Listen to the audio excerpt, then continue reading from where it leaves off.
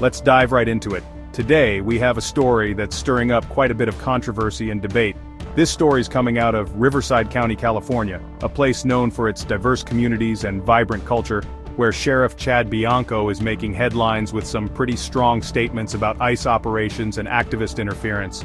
His words have sparked a heated debate across the state and even the nation. Sheriff Bianco is calling out media outlets for what he describes as fear-mongering around Trump's deportation policies. He believes that the media is not portraying the full picture and is instead inciting unnecessary panic. According to him, ICE isn't randomly raiding homes or targeting innocent people. He insists that their operations are focused and targeted. Instead, they're focusing on individuals who have federal warrants for deportation, typically due to prior criminal activities. These are not just minor infractions but serious offenses that warrant federal attention.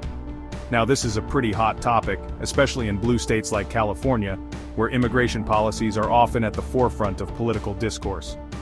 Activists have been actively interfering with ICE operations, using bullhorns and sirens to alert residents and disrupt the efforts.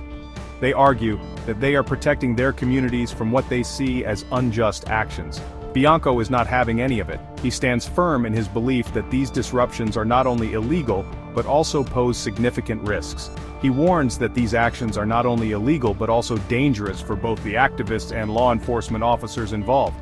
The potential for violence and chaos is high, and he stresses the need for order and lawfulness. One of the most striking points Bianco makes is about the political landscape. He believes that the current political climate is exacerbating these tensions.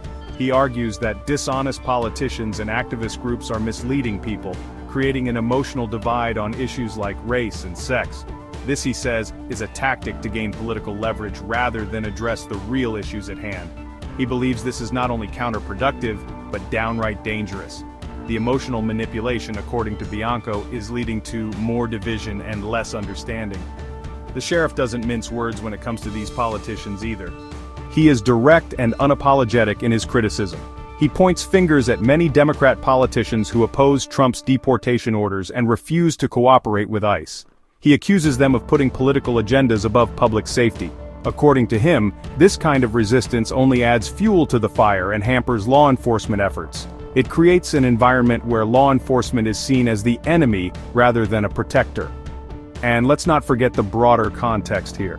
This issue is part of a larger national debate on immigration and law enforcement. Trump's administration has made deportation a key part of their immigration policy, which continues to influence migrant groups and the general public. The policies have been both praised and criticized, reflecting the deep divide in public opinion. This has been a polarizing issue, to say the least. The debate over immigration and deportation is one of the most contentious topics in American politics today. Interestingly, Sheriff Bianco has also announced his candidacy for governor of California. This move has added a new dimension to his statements and actions. This adds another layer to the story, as his bold statements and actions are sure to play a significant role in his campaign.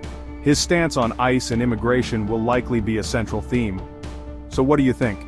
This is a complex issue with many facets and strong opinions on all sides.